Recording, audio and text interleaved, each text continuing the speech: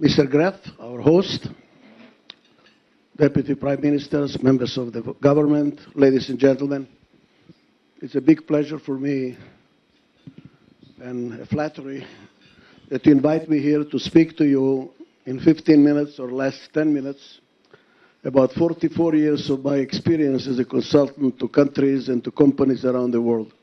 It's a real big challenge. So let's start, because it's a big job. Who is going to win in a competitive environment? What is the English translation? The English? English, please.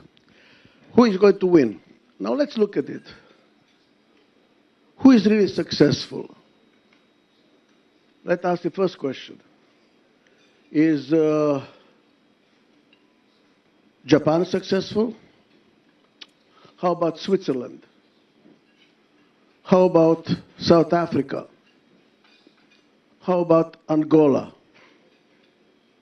South Africa has diamonds, oil, gold, everything. Where is South Africa on the world map? Angola has the size of France, arable land. Again, diamonds, everything. Where is Angola? How about Switzerland? What does Switzerland have? Cuckoo clocks and snow. They have nothing. No oil, no gas, no gold, no diamonds. What does Japan have? Nothing. There is even a law in Japan that you're not supposed to stretch your legs when you go to sleep because you can cross into South Korea. It's nothing. How come Japan is successful?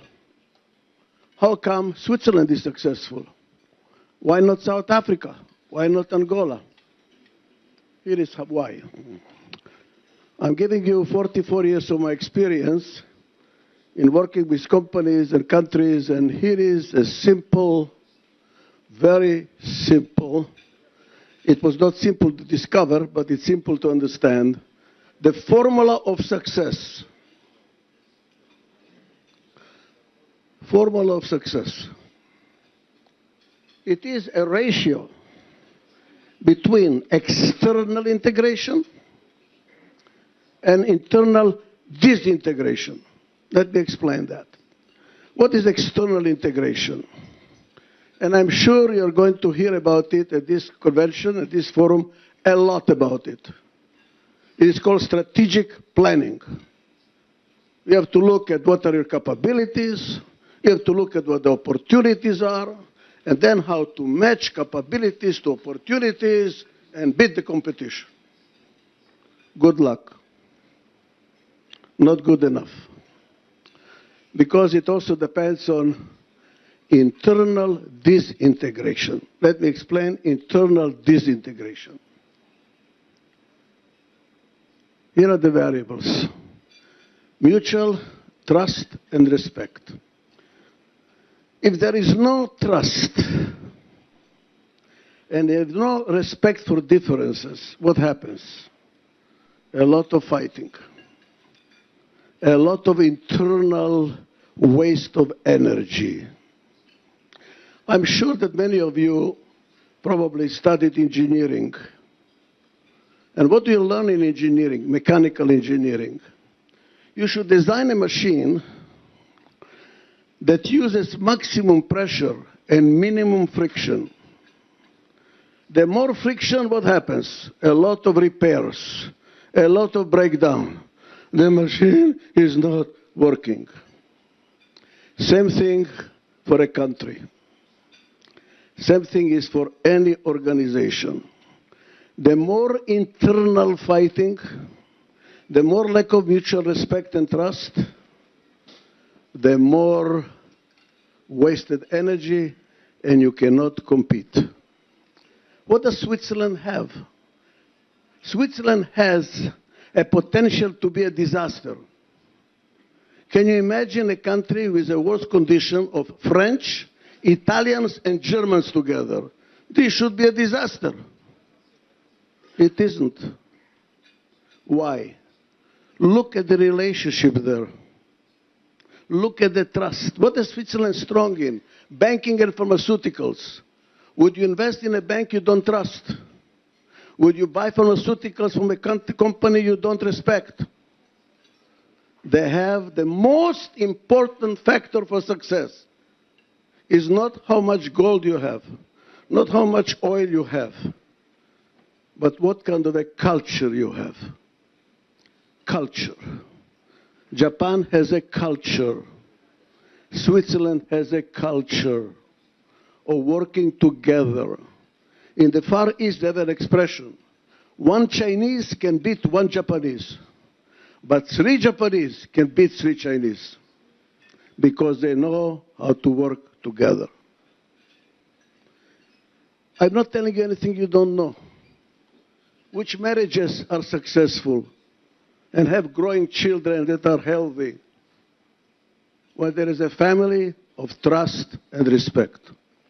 Show me a family without trust and respect, and I will show you children that are on drugs, children that are lost in the world. Here it is. What does it mean, trust? I don't want to talk about religion. Trust me. It took a long time to discover what trust means. You trust people you share interest with. That's why we say, I can turn my back to. I trust him. Why? Because we share interest. If he sticks a knife in my back, he hurt himself too. We are in the same boat.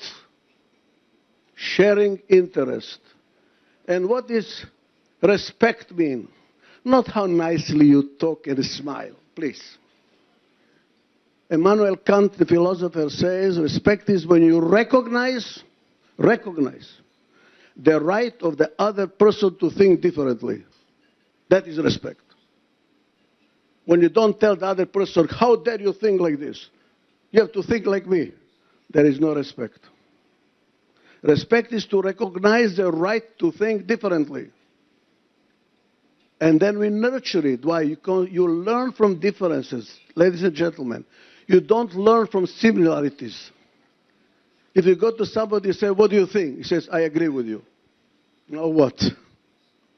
You learn from somebody who disagrees with you. But not everybody that disagrees with you. They have to disagree respectfully. What does it mean? To disagree without being disagreeable. We give space to grow. So if you have a culture of mutual trust and respect, you have the right culture. And why does this formula of external integration divided by internal disintegration predict success? Because we know from physics that energy is fixed. There is no unlimited energy. And what did we discover? Very interesting.